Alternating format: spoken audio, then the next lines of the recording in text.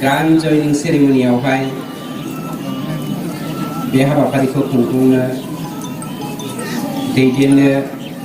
दैदेनगिरि महरै मासि मोननाय आफादगिरि नोंथां आरो दिनैनि बे हाबाफारियावनो UPPLनि बे ग्रान्ड जयनिं सेरेमनिखौ साक्सेसफुल खालामनायाव बावैसो बिबुंथि लाखिलांनाय UPPL हान्जानिनो आफादगिरि नोंथां UPPL हान्जानिनो जोंनि गायसनगिरि बारग' आफादगिरि नोंथां आरो लोगोसे आफादनिनो गुबुन गुबुन बिबाननि दैदेनगिरि नोंथांमोनजों लोगोसे बयनिख्रुइ आंगोनिख्रुइ आंगो रायजो राजा नोंथांमोन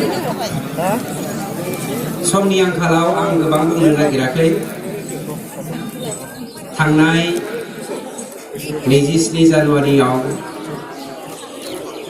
NDPनि मोनब्रै हान्जा आरो बर' फरायसा आफादनि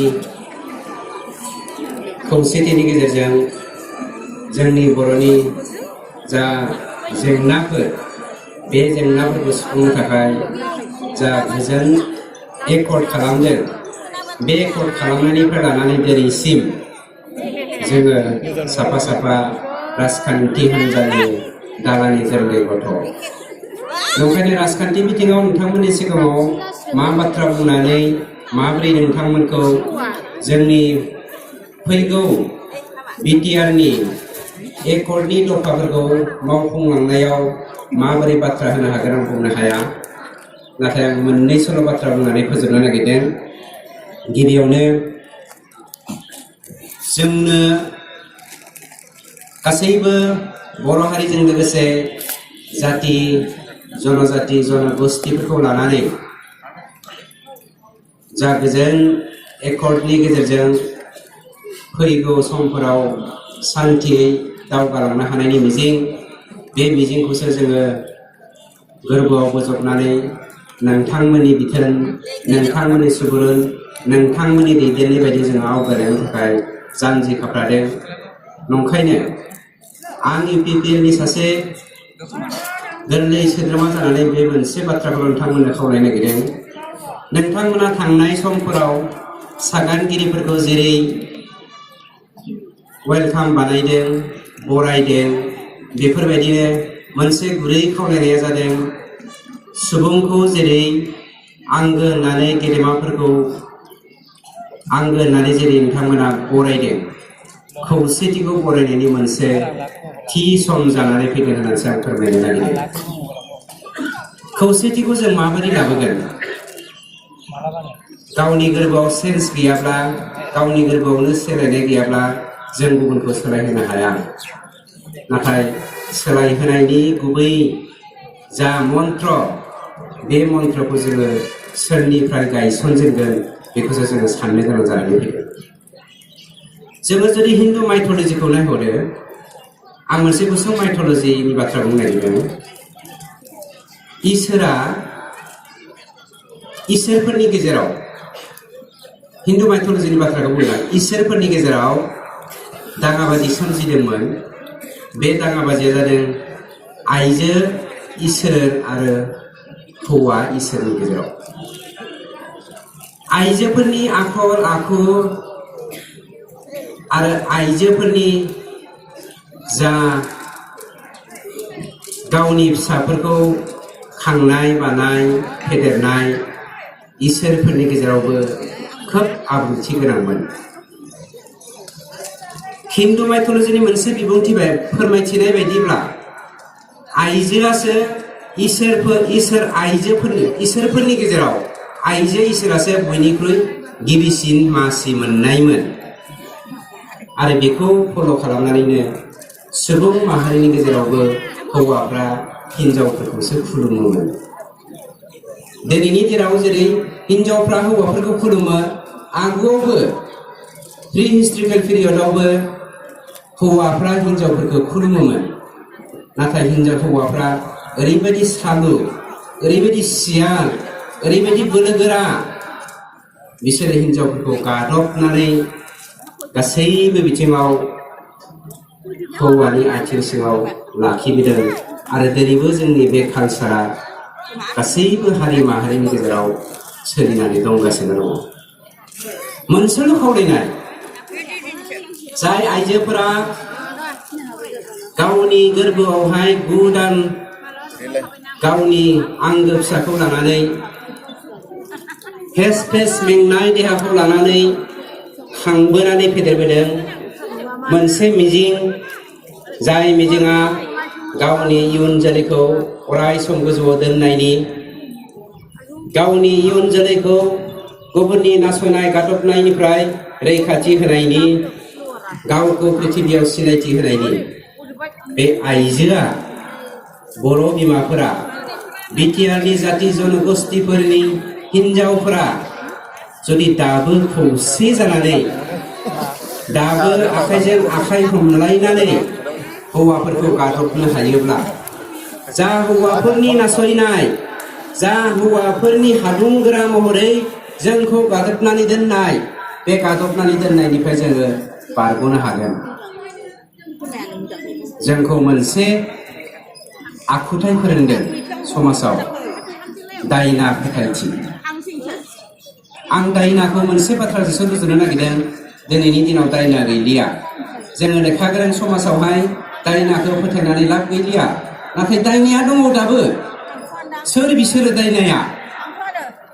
जाय जोंखौ सोबख'दों, जाय जोंखौ गादबदों, जाय जोंखौ नासयदों, जाय जोंखौ जोबस्रांनायनि लामाजों दैदेनदों, बै हादुंगोराफोरानो दायना।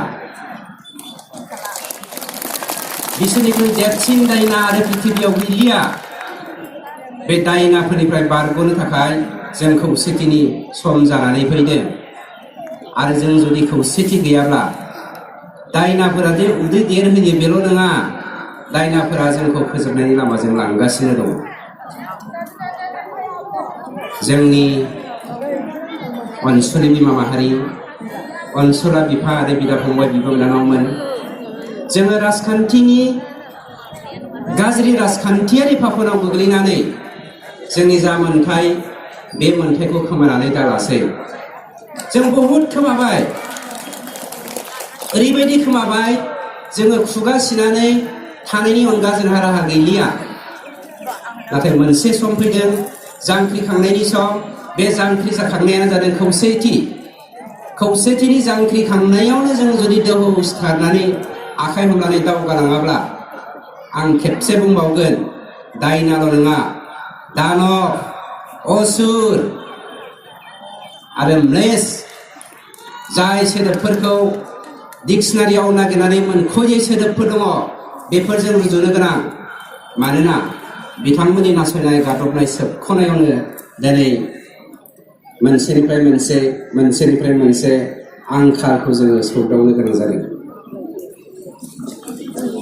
गोबां बुंनो हायो राजखान्थिनि थासारियाव गोग्लैनानै राजखान्थिनि बाथ्राखौ। नाथाय इउपिपिएलनि सासे सोद्रोमा जानानै आं राजखान्थिनि बाथ्राखौ लानानै राजखान्थिनि गाज्रि खैसारनि बाथ्राखौ बुंनो नागिराखै। नोंथांमोनानो जुदि थांनाय 15-17 बोसोर मोनसे एकर्डनि दाराय गुबुन मोनसे हान्जाखौ, थामहिनबा बै एकर्ड खालामग्रा हान्जाफोरखौ जोंनि बिटिआर हालामखौ, थामहिनबा आगुनि बिटिसि हालामखौ जौगानायाव मावलांनो थाखाय दायित्व होदोंब्ला बिथांमोना बेसेबां जौगाहोदों बेखौ नोंथांमोननि मेगनजोंनो नुदों। जों बुङाखै बिथांमोना जौगाहोआखै, नाथाय बिथांमोना बेसेबां मावनांगौमोन बिनि 20%निबो खमसिन मावदों। जायनि जाहोनाव दिनै आंखालजों बुग्लिजादों, जायनि जाहोनाव जोङो जोंनि फिसाफोरनि जा सोलोंथाइनि मोन्थाय बे मोन्थायखौ मोननो हायाखै।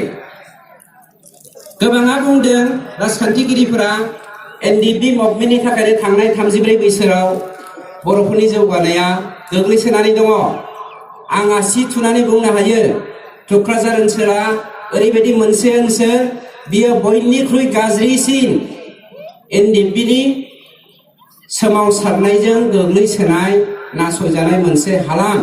बे हालामाव नाथाय सोलोंथाइनि जा फिथाइ, बे फिथाइया गुबुन हालामनिख्रुइ गाहायसिन नङा। अब्ला जोंनि बे एनडिपिनि गोहोम गोग्लैयै हालामावलाय मानोथो सोलोंथाइनि आंखाल जानानै फैदों? बाथ्राया बेनो, जौनि फुख्रि। जौनि फुख्रिजों जोंनि फिसाफोरखौ संहार खालामदों। जौनि फुख्रियाव जोंनि लाइमोन सिख्लाफोरखौ अनाय नागारि दैदेनलांनानै गाज्रि लामाजों आगान सुरहोदों। जौनि फुख्रियाव खोख्लैनानै जोंनि बर' समाजखौ गोजावहोदों, खावलायदों। दिनैनिफ्राय जोंनि बर' हारिया, जोंनि बे हालामाव थानाय गुबुन गुबुन जाति जनगोष्ठीनि फिसाफोरा बम्बाइ दिल्लीफोराव थांनानै खामानि मावहैनाङा। आरो जुदि जों खामानि मावहैनाङालासिनो ज'यै जोंनि जौगानायखौ लाबोनोबा, बिटिआर हालामखौ जुदि जौगाहोनो लुबैदोंब्ला जेरै नोंथांमोननि खौसेथिखौ जों खावलायो। आरो जोङो मोनसे गाहाम एबा गुड गभार्नेन्स दानानै जोंनि बिटिआर हालामाव साफ्रोमबो खबसे ओंखामखौनो राननानै जालायनानै अनलायलायनानै जौगाहोनायनि लामायाव आगान होनो हायो। बेखौनो आं इउपिपिएलनि सासे निहाथ एबा फिसा सोद्रोमा जानानै गुरैयै खावलायनाय थादों। जोबनायाव बयनिख्रुइबो आंगो बिमा माहारिनिसिम मोनसे दायित्व हरबावबाय। नोंथांमोना गाव गावनि फिसा, गाव गावनि बिसाय, गाव गावनि बिहाव, गाव गावनि बेवाइ, गाव गावनि आंगोफोरखौ दैदेननायाव गुबैयै मैखोम बाहागो लानांगोन। सासे बिमाया थार माइनाव बिमायाब्ला बिनि न'खरा जेब्लायबो सान्थि फैयो। जाय बिमानि न'खराव, जाय न'खराव बिमाया रांखिनि, जाय न'खराव बिमाया जौ फाग्लि, जाय न'खराव बिमाया जेब्लायबो नांलाय खमलाय खालामबाय थायो, जाय न'खराव बिमाया जेब्लायबो बिहामजोखौ नासयो, बे न'खराव मालाबाबो सान्थि फैया।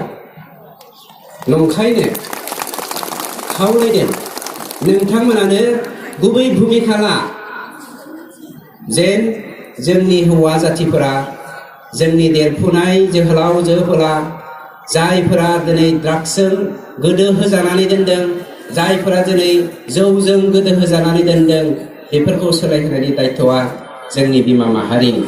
नंखायनो बे दायित्वखौ गुरै नोंथांमोननिसिम खावलायहरनानै आंनि सुंद' बिबुंथिखौ बेखिनियावनो फोजोबनाय जाबाय। गोजोन्थों।